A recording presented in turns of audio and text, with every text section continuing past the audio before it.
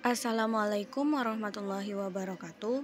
Nama saya Winda Pardiana dengan NIM 1920604035 dengan MK Komunikasi Bisnis dengan dosen pengampu Ibu Melis SEIME SY. Di sini saya ingin menjelaskan mengenai penulisan pesan bisnis. Yang pertama yaitu perencanaan pesan bisnis. Satu, pengertian pesan bisnis. Perencanaan memiliki arti yang penting dalam berbagai aspek kehidupan manusia, baik dalam dunia bisnis maupun non-bisnis. Perencana pesan bisnis yang baik diharapkan dapat menjawab berbagai pertanyaan kepada pihak lain. Yang kedua yaitu tahap perencanaan pesan bisnis. Menurut Murphy, agar pesan-pesan bisnis dapat dilakukan secara efektif, terdapat beberapa tahapan penting yang perlu diperhatikan. Yang pertama yaitu tujuan penyampaiannya. Karena jika tujuan penyampaian pesan bisnis sudah jelas, maka akan mempermudah dan memperlancar penyampaiannya. Yang kedua yaitu menganalisis audiens. Bagaimana menganalisis audiens? Apa, siapa, bagaimana, dan kapan pesan bisnis ini disampaikan. Yang ketiga yaitu menentukan ide atau gagasan ataupun pesan bisnis. Menentukan ide, gagasan, atau pesan bisnis yang ingin disampaikan kepada pihak lain. Yang keempat yaitu membuat outline, pengorganisasian pesan bisnis. Membuat outline tentang poin penting yang ingin disampaikan kepada pihak lain. Pengorganisasian pesan bisnis juga akan mempermudah pemahaman pesan bisnis dengan baik. Yang ketiga yaitu tujuan komunikasi bisnis. Yang pertama yaitu memberikan informasi yang berkaitan dengan dunia bisnis kepada pihak lain. Yang kedua, memberikan persuasi kepada pihak lain agar apa yang disampaikan dapat dipahami dengan baik. Dan yang ketiga yaitu melakukan kolaborasi.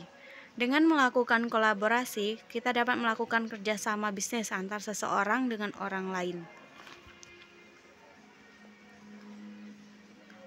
Yang keempat yaitu menentukan ide pokok. Merupakan suatu yang menjadi pokok pembahasan utama dalam menyampaikan pesan-pesan bisnis. Teknik brainstorming yang dapat digunakan untuk mengidentifikasi ide pokok. Yang pertama yaitu storyteller's tour. Teknik ini menggunakan alat bantu laptop, PC, dan sejenisnya yang digunakan untuk menelaah pesan bisnis yang disampaikan secara berulang-ulang. Yang kedua yaitu random list. Yang ketiga CFR atau Conclusion Finding Recommendation Worksheet. Yang keempat journalistic approach. Yang kelima question and answer chain.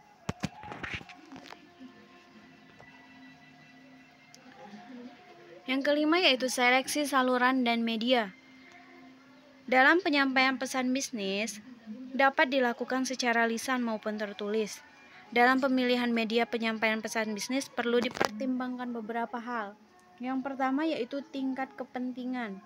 Yang kedua formalitas. Yang ketiga kompleksitas. Yang keempat tingkat keberhasilan. Yang kelima emosional. Yang keenam biaya pengiriman. Dan yang ketujuh yaitu harapan audiens.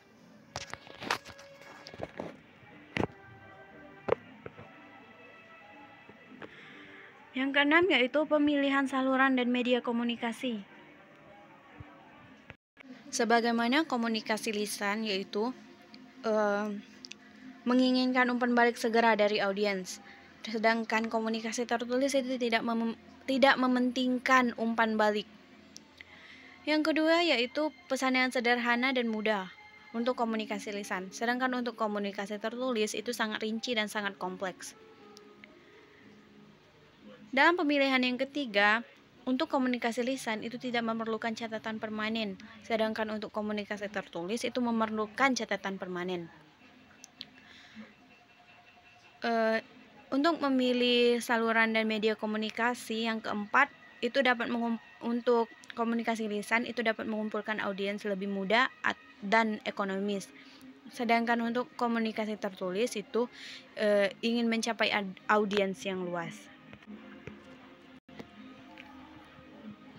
Pembahasan yang selanjutnya yaitu pengorganisasian pesan bisnis. Dalam pengorganisasian pesan bisnis itu Yang pertama yaitu pentingnya pengorganisasian yang baik.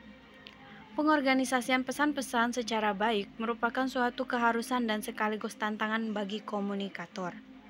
Ada beberapa hal yang perlu diperhatikan dalam pengorganisasian yang baik. Yang pertama yaitu subjek dan tujuan penyampaian pesan bisnis haruslah jelas. Yang kedua, semua pesan bisnis yang disampaikan harus berhubungan dengan subjek dan tujuan. Yang ketiga, ide atau gagasan harus dikelompokkan dan disajikan dengan cara yang logis. Dan yang terakhir yaitu semua pesan bisnis yang penting harus sudah tercangkup di dalamnya. Yang kedua yaitu manfaat pengorganisasian yang baik.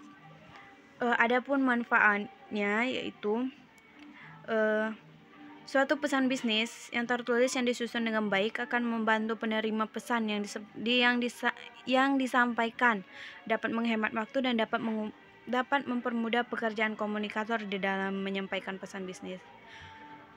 Manfaat yang pertama yaitu satu, membantu penerima pesan memahami pesan. Yang kedua, membantu penerima pesan menerima pesan. Yang ketiga, dapat menghemat waktu. Dan yang keempat, dapat mempermudah pekerjaan komunikator.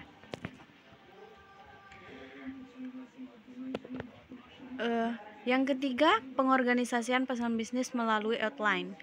Pengorganisasian pesan bisnis melalui outline dibagi menjadi dua tahap.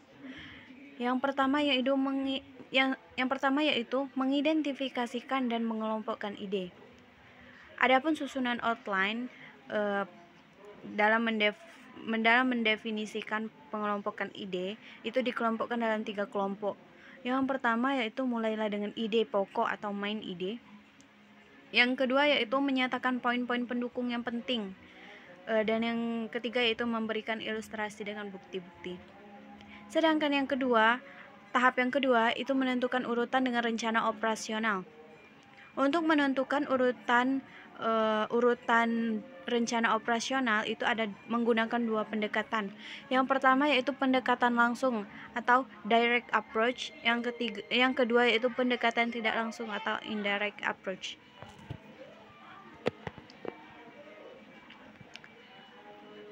Pembahasan yang terakhir yaitu revisi pesan bisnis.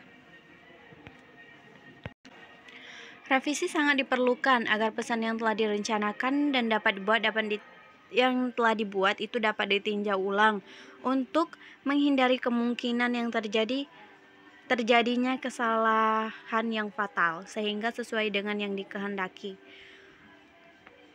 Adapun keterampilan merevisi itu merevisi pesan bisnis merupakan salah satu cara menghindari atau mencegah terjadinya kesalahan ataupun kekeliruan, baik kesalahan tertulis, tanda baca, hingga kesalahan fatal pada saat menyampaikan pesan bisnis kepada pihak lain.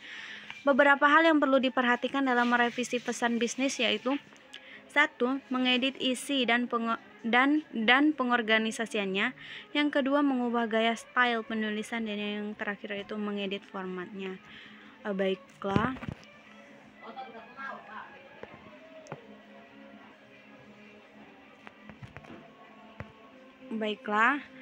mungkin ini saja yang dapat saya sampaikan. Lebih dan kurangnya saya mohon maaf kepada Allah, saya mohon ampun. Saya akhiri. Wassalamualaikum warahmatullahi wabarakatuh.